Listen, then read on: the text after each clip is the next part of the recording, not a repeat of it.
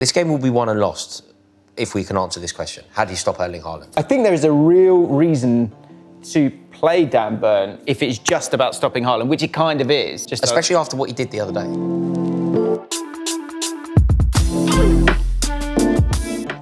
Hello and welcome to The 11 with SPORTbible. Today I'm joined by Rory Jennings and James Allcott. And today we are picking England's starting 11 for their quarter-final against Norway. And if they can't pick, I'll decide. So then let's start with the goalkeeper. Rory, I'm going to start with you. You've just got back from Mexico. Yeah, feeling slightly exhausted. But no, it was an amazing trip. And I think Pickford, we certainly should speak about him, because prior to that game, I don't know if you'd agree with this, James, but I wasn't sure about Pickford. I wasn't suggesting for 1 second that we drop him. But the reason that we don't drop him is because there isn't really an alternative. Whereas that performance in the Azteca, it's sort of redefined my faith in him. It's reinstalled the vigour that I had for him maybe a few years ago. I thought he was amazing. I agree. Like, the people I was watching with it, they were worried there was going to be a bit of a howler from Jordan Pickford. But I think there's a lot of players in this England team that needed a night.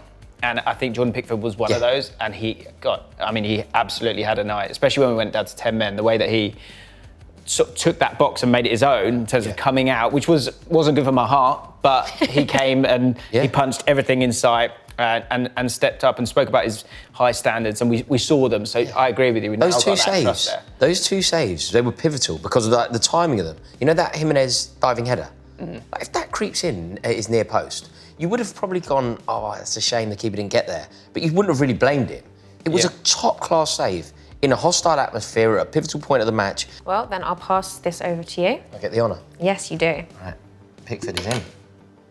So then let's move on to the right back. I'm going to go with you first. Yeah, I think the bulk of this video will be the right back. It's tricky. It's really tricky. Options include, Kwanzaa is suspended unless Keir Starmer picks up the blower and gets it changed. So, it's interesting. You've got Jed Spence as an option, Konsa as an option. Will Rory James be fit in time for this? Declan Rice has played right back at times as well. For me, I think up against Norway, it's obviously a European team, but it's very much a kind of a Premier League team, and it's a big team. And that, for me, means that I want kind of that size in that back line. And so I would go with Konsa. I would like Konsa to be there. I thought, in terms of one-on-one stuff, I thought he was brilliant when we were down to 10 men. They've got Nusa on the left wing, who will kind of come inside anyway. So I think it will be about the collective in terms of stopping him. And so for set pieces and things like that, I want that size. And going forward, he's not outrageously incredible, but he's competent, and I'd like to have Konsa in there personally. Well, in that case, we have a problem today. Very rare for this to happen with James and I. Generally, James's opinions chime with my own, but I'm so far away from Konsa being the answer in this position. I think, for me, the answer would be Rory James. That would be, of course, relying on his fitness.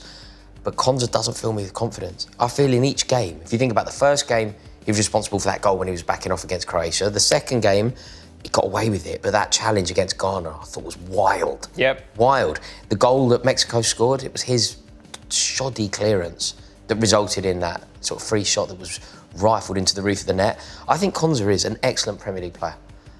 I'm not sure he is an international player, and playing him out of position troubles me. I thought Jed Spence was unfairly kind of criticised in the game that he played. I wouldn't mind Jed Spence playing, because, again, Nusa, the left winger for Norway, is very, very tricky, but again, he does kind of cut inside. So that one-on-one ability, I don't hate Jed Spence being there, but to start the match, I kind of just went with Konsa because of those set pieces. And if I were ranking my choices, I would immediately discount Declan Rice, and I know you would as well. Trying to put it forward because he has played there.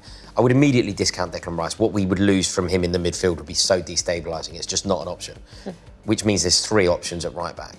My order of the 3, it would be Rory James, obviously dependent on fitness, but Rory James to start if he's even bordering on fitness, then Spence, then Konsa in that position.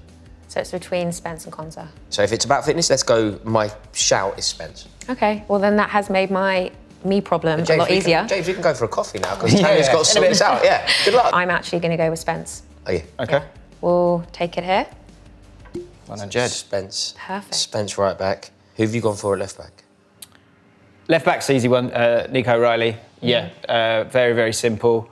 I think we're waiting for his goal. I think it's coming. I think he's been going in the Very box. unlucky had a that few header, moments. you know, when it hit his shoulder. Yeah. I think he could have. He goes about his business quite quietly, but then he sort of pops up with like underlapping runs or gets in the box. And I've been waiting for that beautiful cross with a bullet header from him the whole tournament. It hasn't happened yet. I hope it happens in this game.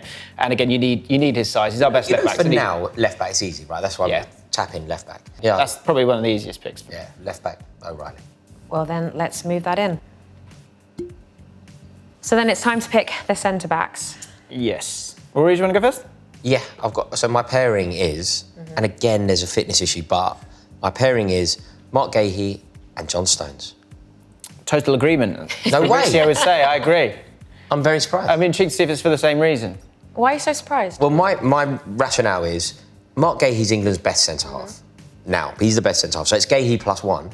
Then I believe that John Stones, even John Stones, where we have a question marks over his fitness, is just better than Konsa. I don't trust Konsa. And I feel like John Stones, his experience, his presence, the Man City connection, That's my point, yeah. Haaland and the two City boys. I agree with you with the Man City element of this. I think the big issue here is Erling Haaland. Like, how are you going to deal with Erling Haaland? The only really rogue thing here that you could say is that Dan Burn, I think I saw a stat where last 7 times he's played against Erling Haaland, he's not scored. So, and Tuchel's just been so logical. Pragmatic, yeah. In making some of these decisions, I wouldn't be surprised if they kind of went with that. Do you mean 3 at the back or instead of? No, instead or like. So it'd be Gahey, I think Mark Gahey absolutely locked. Gahey, Burn, for example. You could, yeah. I think there is a real reason to play Dan Burn if it's just about stopping Haaland, which it kind of is. Which it is, yeah. The point is, Mark Gahey, you're changing both centre backs to a point there, because I think Mark Gahey is actually, it's interesting. We were kind of going into this going, will it be Stones or Mark Gahey? Because Konsa felt like he was the guy. I actually think Tuchel always knew Mark Gahey's the first guy. Yeah, Gahey +1, isn't it? Yeah. So you end up moving him to this side as well. So that's why I end up going with John Stones. This game will be won and lost if we can answer this question. How do you stop Erling Haaland? Ultimately, we know what we can do. We're very good. We have some amazing talent that we're going to discuss in a minute. This game will be won and lost with this decision. Haaland scores 2, 3, creates 1, scores 2. Do you know what I could see? I could see Dan Burn, look, say we're winning. 15 minutes left, 10 minutes left, puts Dan Burn on. Just no doubt. Especially after what he did the other day. Dan Burn's got the most wonderful skull for being a centre. Yeah, Haaland versus Burn. It's incredibly visceral, isn't it? It's just like two heavyweights going for it. It's not me and you. Yeah, no, absolutely no. So we guys have our final decision then. So is it Stones and Gahey? It is. Perfect. I'm going to pass you both the counters. Oh, lovely. For this. Finally get involved. Bang. It's a good back line. I'm happy with that. So it's time to move on to the defensive midfielder. This midfield picks itself, doesn't it? It just is Elliot Anderson. The midfield has worked so well. I think that it's got the perfect balance. I think anybody that was unsure about Elliot Anderson's inclusion, there's maybe this might be just my friendship circle, but there's been a lot of talk about Kobbie Mainoo, and I love Mainoo. Yeah. But we don't need Mainoo at the moment. I'm glad that he's in the squad and that, but I would never ever mess with this 3. It is what it is. It's brilliant. It dictates rhythm, dictates the tempo. They seem to blend well with each other.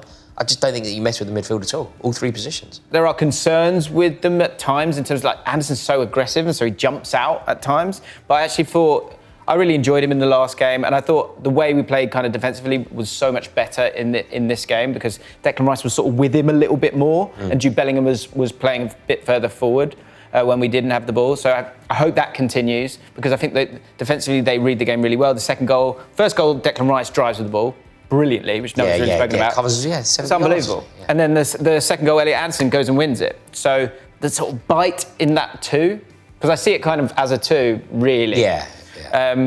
Is incredible. And I think the energy that they have, I would hate to play against those 2. Hate it. The amount of tackles in that midfield, Yeah. the amount of ball winning, running, pressure. The amount of kilometres in that. Yeah. It's incredible. It's, just that relentless pursuit of winning the ball back all the time. You never have a minute.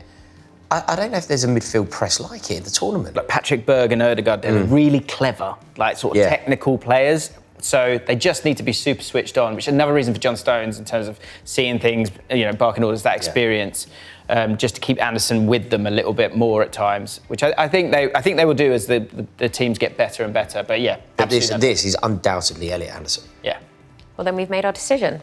Let's put this in for Elliot Anderson. I suppose we could almost include Rice. I think we do Rice. Right now, as long as he's fit and firing, like the injury thing, it sounds like he's playing through pain. But aside from that, you can tell, by celebrations, he couldn't care less. No.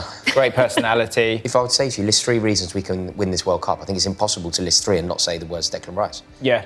Amazing player. Perfect. Right, I've got a counter. I'll do it. Oh yeah. Something like that, and then we discuss the man of the moment. You're gonna have to be switched on here, because I could do this for hours. I could do this for hours because I just love Jude Bellingham. I can't believe how good he is. Yeah. I can't believe what we're witnessing a great, aren't we? We're actually watching a true great of the game.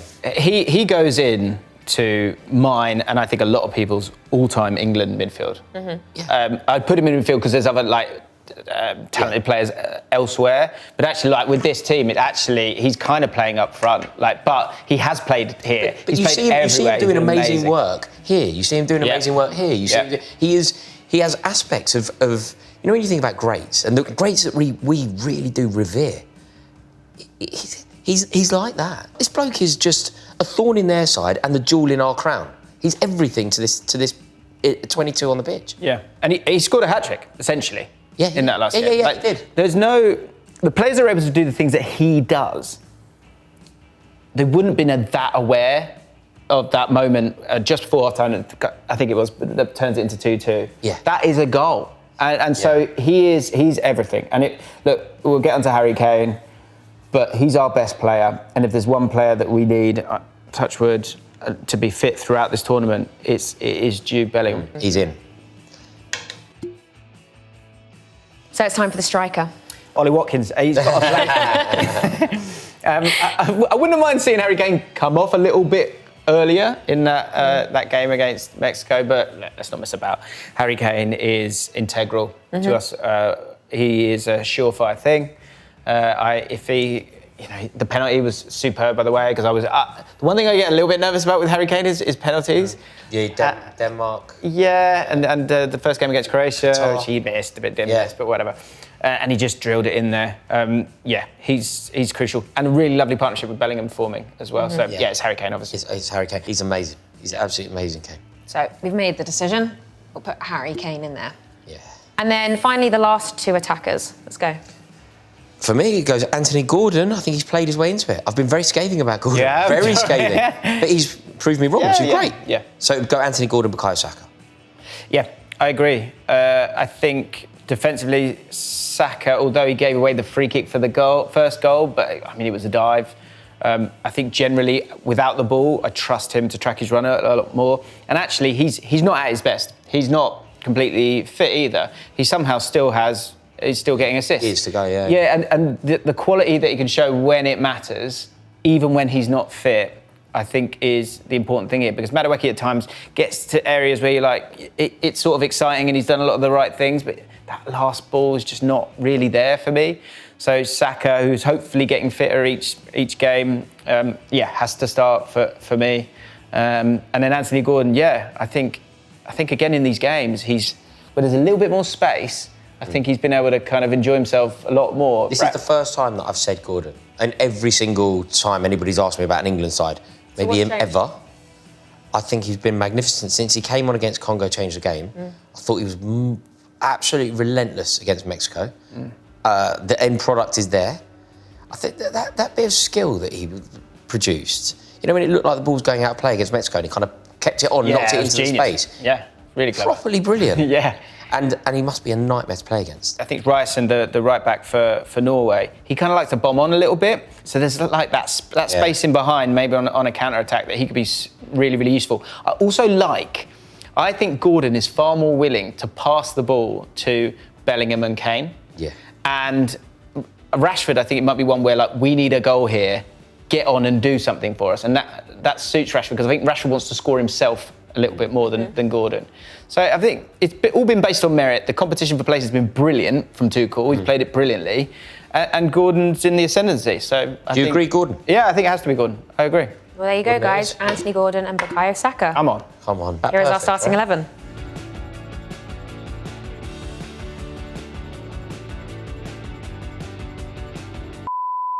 So the pizza's here, guys. And what are your score predictions then for the weekend? I think we wallop them. Yeah? I love that. I think we wallop them. I don't see why not. What do you reckon? You're hungry, aren't you? Yeah, I think I think we'll do it. I think 3-1.